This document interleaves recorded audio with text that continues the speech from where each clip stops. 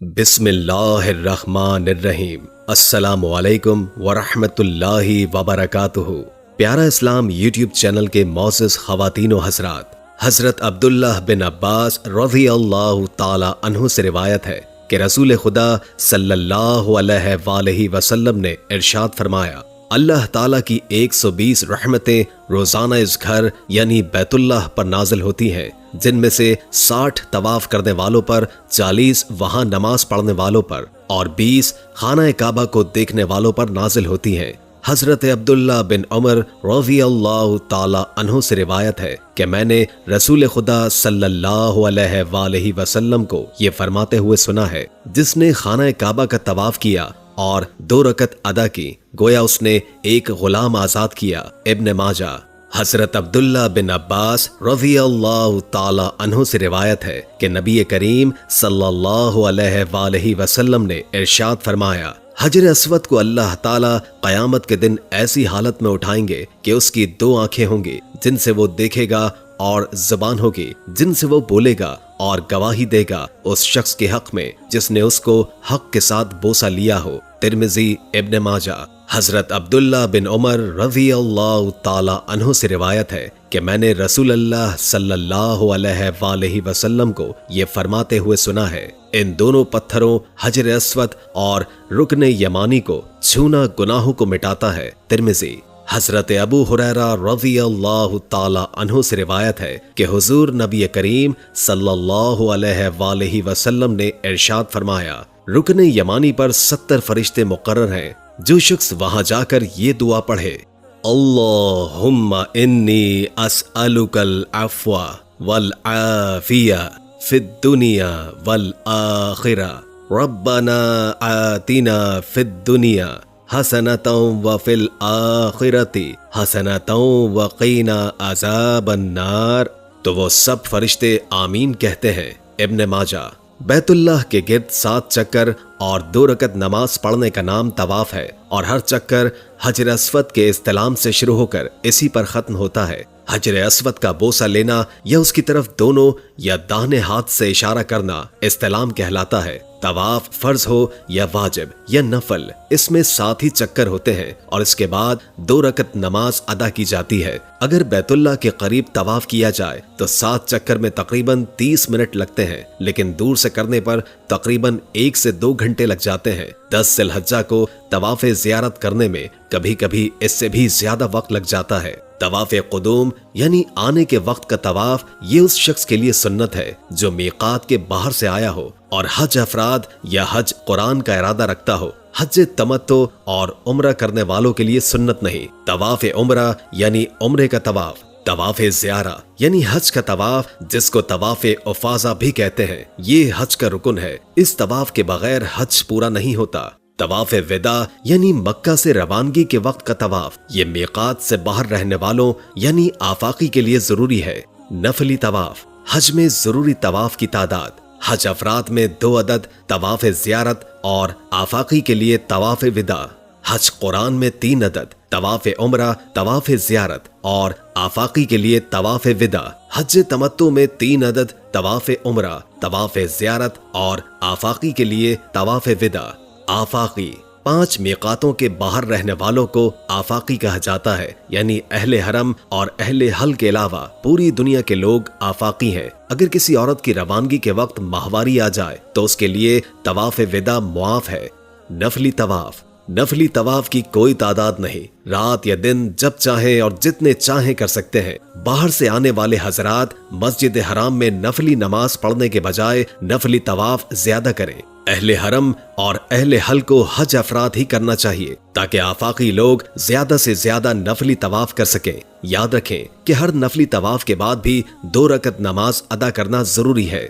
وضاحت: 2 طواف اس طرح اکٹھے کرنا مکروہ ہے کہ طواف کی 2 رکعت درمیان میں ادا نہ کریں، لہٰذا پہلے ایک طواف کو مکمل کر کے 2 رکعت ادا کر لیں، پھر دوسرا طواف شروع کریں۔ لیکن اگر اس وقت نماز پڑھنا مکروہ ہو تو 2 طوافوں کا اکٹھا کرنا جائز ہے۔ سعودی عرب میں نماز عصر اول وقت میں ادا کی جاتی ہے اور عصر اور مغرب کے درمیان اچھا خاصا وقت، خاص کر گرمیوں میں تقریباً 3 گھنٹے ہوتے ہیں۔ اگر طواف سے نماز عصر کے بعد فراغت ہوئی ہے اور مغرب تک کافی وقت باقی ہے تو طواف کی 2 رکعت اس وقت ادا کر سکتے ہیں۔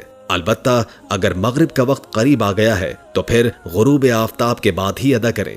اہم مسئلہ: معذور شخص جس کا وضو نہیں ٹھہرتا، مثلاً کوئی زخم جاری ہے یا پیشاب کے قطرے مسلسل گرتے ہیں یا عورت کو بیماری کا خون آ رہا ہے، تو اس کے لیے یہ حکم ہے کہ وہ نماز کے ایک وقت میں وضو کرے، پھر اس وضو سے اس وقت میں جتنے چاہے طواف کرے، نمازیں پڑھے اور قرآن کی تلاوت کرے۔ دوسری نماز کا وقت داخل ہوتے ہی وضو ٹوٹ جائے گا۔ اگر طواف مکمل ہونے سے پہلے ہی دوسری نماز کا وقت داخل ہو جائے تو وضو کر کے طواف کو مکمل کرے۔ طواف کے دوران جائز امور: سلام کرنا اور بوقت ضرورت بات کرنا، مسائل شرعیہ بتانا اور دریافت کرنا، ضرورت کے وقت طواف کو روکنا، کسی عذر کی وجہ سے ویل چیئر پر طواف کرنا۔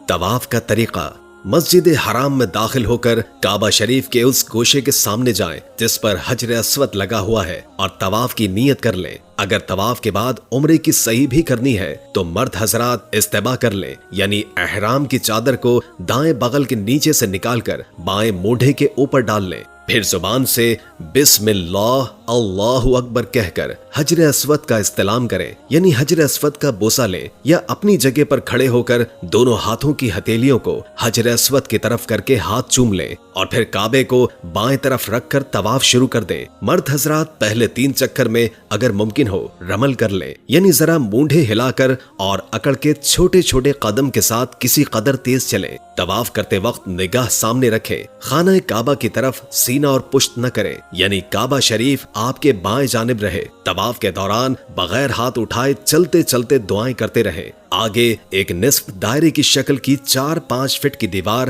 آپ کے بائیں جانب آئے گی، اس کو حتیم کہتے ہیں۔ اس کے بعد خانہ کعبہ کی پیٹھ والی دیوار آئے گی۔ اس کے بعد جب خانہ کعبہ کا تیسرا کونا آ جائے جسے رکن یمانی کہتے ہیں، اگر ممکن ہو تو دونوں ہاتھ یا صرف داہنا ہاتھ اس پر پھیریں، ورنہ اس کی طرف اشارہ کیے بغیر یوں ہی گزر جائیں۔ رکن یمانی اور حجر اسود کے درمیان چلتے ہوئے یہ دعا بار بار پڑھیں: ربنا آتنا فی الدنیا حسنۃ وفی الآخرۃ حسنۃ وقنا عذاب النار۔ پھر حجر اسود کے سامنے پہنچ کر بسم اللہ اللہ اکبر کہہ کر حجر اسود کا استلام کریں۔ اس طرح آپ کا ایک چکر پورا ہو گیا۔ اس کے بعد باقی 6 چکر بالکل اسی طرح کریں۔ کل 7 چکر کرنے ہیں۔ طواف کے دوران کوئی مخصوص دعا ضروری نہیں ہے، بلکہ جو چاہیں اور جس زبان میں چاہیں دعا مانگتے رہیں۔ یاد رکھیں کہ اصل دعا وہ ہے جو دھیان، توجہ اور انکساری کے ساتھ مانگی جائے، چاہے جس زبان میں ہو۔ اگر طواف کے دوران کچھ بھی نہ پڑھیں بلکہ خاموش رہیں تب بھی طواف صحیح ہو جاتا ہے۔ طواف کے دوران جماعت کی نماز شروع ہونے لگے یا تھکن ہو جائے تو طواف روک دیں، پھر جہاں سے طواف بند کیا تھا اسی جگہ سے طواف شروع کر دیں۔ نفلی طواف میں رمل اور استباح نہیں ہوتا ہے۔ اگر طواف کے دوران وضو ٹوٹ جائے تو طواف روک دیں اور پھر وضو کر کے اسی جگہ سے طواف شروع کر دیں جہاں سے طواف بند کیا تھا، کیونکہ بغیر وضو کے طواف کرنا جائز نہیں ہے۔ اگر طواف کے چکروں کی تعداد میں شک ہو جائے تو کم تعداد شمار کر کے باقی چکروں سے طواف مکمل کریں۔ مسجد حرام کے اندر اوپر یا نیچے یا مطاف میں کسی بھی جگہ سے طواف کر سکتے ہیں۔ طواف حتیم کے باہر ہی سے کریں۔ اگر حتیم میں داخل ہو کر طواف کریں گے تو وہ معتبر نہیں ہوگا۔ اگر کسی عورت کو طواف کے دوران حیض آ جائے تو فوراً طواف کو بند کر دے اور مسجد سے باہر چلی جائے۔ خواتین طواف میں رمل یعنی اکڑ کر چلنا نہ کریں، یہ صرف مردوں کے لیے ہے۔ طواف زیارت حج کا طواف کا وقت 10 ذی الحجہ سے 12 ذی الحجہ کے غروب آفتاب تک ہے۔ بعض علماء نے 13 ذی الحجہ تک کا وقت تحریر کیا ہے۔ ان ایام میں اگر کسی عورت کو ماہواری آتی رہے تو وہ طواف زیارت نہ کرے بلکہ پاک ہونے کے بعد ہی کرے۔ 2 رکعت نماز۔ طواف سے فراغت کے بعد مقام ابراہیم کے پاس آئیں۔ اس وقت آپ کی زبان پر یہ آیت ہو تو بہتر ہے: وَاتَّخِذُوا مِن مَقَامِ إِبْرَاهِيمَ مُصَلًّى۔ اگر سہولت سے مقام ابراہیم کے پیچھے جگہ مل جائے تو وہاں، ورنہ مسجد حرام میں کسی بھی جگہ طواف کی 2 رکعت واجب ادا کریں۔ طواف کی 2 رکعت کو طواف سے فارغ ہوتے ہی ادا کریں، لیکن اگر تاخیر ہو جائے تو کوئی حرج نہیں۔ طواف کی ان 2 رکعت کے متعلق نبی کریم صلی اللہ علیہ وآلہ وسلم کی سنت یہ ہے کہ پہلی رکعت میں سورہ کافرون اور دوسری رکعت میں سورہ اخلاص پڑھی جائے۔ ہجوم کے دوران مقام ابراہیم کے پاس طواف کی 2 رکعت نماز پڑھنے کی کوشش نہ کریں، کیونکہ اس سے طواف کرنے والوں کو تکلیف ہوتی ہے، بلکہ مسجد حرام میں کسی بھی جگہ ادا کر لیں۔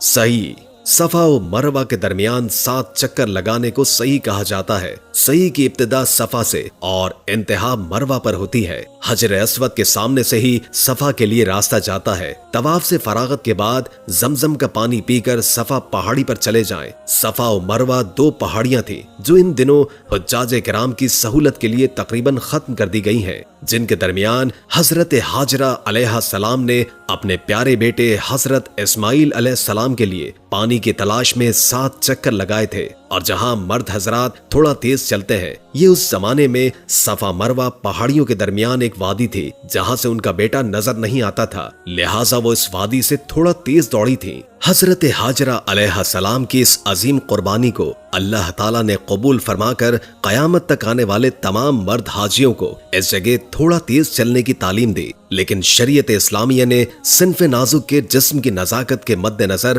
اس کو صرف مردوں کے لیے سنت قرار دیا۔ صحیح کا ہر چکر تقریباً 395 میٹر لمبا ہے، یعنی 7 چکر کی مسافت تقریباً 3.25 کلومیٹر بنتی ہے۔ نیچے کی منزل کے مقابلے میں اوپر والی منزل پر ازدحام کچھ کم رہتا ہے۔ حج میں ضروری صحیح کی تعداد: حج افراد میں 1 عدد صرف حج کی، حج قرآن میں 2 عدد، 1 عمرے کی اور 1 حج کی۔ بعض علماء نے کہا ہے کہ حج قرآن میں 1 صحیح بھی کافی ہے۔ حج تمتع میں 2 عدد، 1 عمرے کی اور 1 حج کی۔ نفلی صحیح: نفلی صحیح کا کوئی ثبوت نہیں ہے۔ صحیح کے بعض احکام: صحیح سے پہلے طواف کا ہونا، صفا سے صحیح کی ابتدا کر کے مروہ پر 7 چکر پورے کرنا، صفا پہاڑی پر تھوڑا چڑھ کر قبلہ رخ کھڑے ہو کر دعائیں کرنا، مردوں کا سبز ستونوں کے درمیان تھوڑا تیز تیز چلنا، مروہ پہاڑی پر پہنچ کر قبلہ رخ کھڑے ہو کر دعائیں مانگنا، صفا اور مروہ کے درمیان چلتے چلتے کوئی بھی دعا بغیر ہاتھ اٹھائے مانگنا یا اللہ کا ذکر کرنا یا قرآن کریم کی تلاوت کرنا، صحیح کے دوران جائز امور: بلا وضو صحیح کرنا، اسی طرح خواتین کا حالت ماہواری میں صحیح کرنا، سلام کرنا اور گفتگو کرنا، ضرورت پڑنے پر صحیح کا سلسلہ بند کرنا، کسی عذر کی وجہ سے ویل چیئر پر صحیح کرنا۔ صحیح کرنے کا طریقہ: صفا پر پہنچ کر بہتر ہے کہ زبان سے کہیں ابدا بما بدا اللہ بی ان الصفا والمروۃ من شعائر اللہ۔ پھر خانہ کعبہ کی طرف رخ کر کے دعا کی طرح ہاتھ اٹھا لیں اور 3 مرتبہ اللہ اکبر کہیں، اور اگر یہ دعا یاد ہو تو اسے بھی 3 بار پڑھیں: لا الہ الا اللہ وحدہ لا شریک لہ لہ الملک ولہ الحمد وہو علی کل شیء قدیر۔ لا الہ الا اللہ وحدہ انجز وعدہ ونصر عبدہ والحزم الاحزاب وحدہ۔ اس کے بعد کھڑے ہو کر خوب دعائیں مانگے۔ یہ دعائیں قبول ہونے کا خاص مقام اور خاص وقت ہے۔ دعاؤں سے فارغ ہو کر نیچے اتر کر مروہ کی طرف عام چال سے چلیں، بغیر ہاتھ اٹھائے دعائیں مانگتے رہیں یا قرآن کی تلاوت کرتے رہیں۔ صحیح کے دوران بھی کوئی خاص دعا لازم نہیں، البتہ اس دعا کو خاص طور پر پڑھتے رہیں: رب اغفر وارحم وتجاوز عما تعلم انک انت العز الکرم۔ جب سب ستونوں جہاں ہری ٹیوب لائٹیں لگی ہوئی ہیں کے قریب پہنچے تو مرد حضرات ذرا دوڑ کر چلیں۔ اس کے بعد پھر ایسے ہی ہرے ستون اور نظر آئیں گے، وہاں پہنچ کر دوڑنا ختم کر دیں اور عام چال سے چلیں۔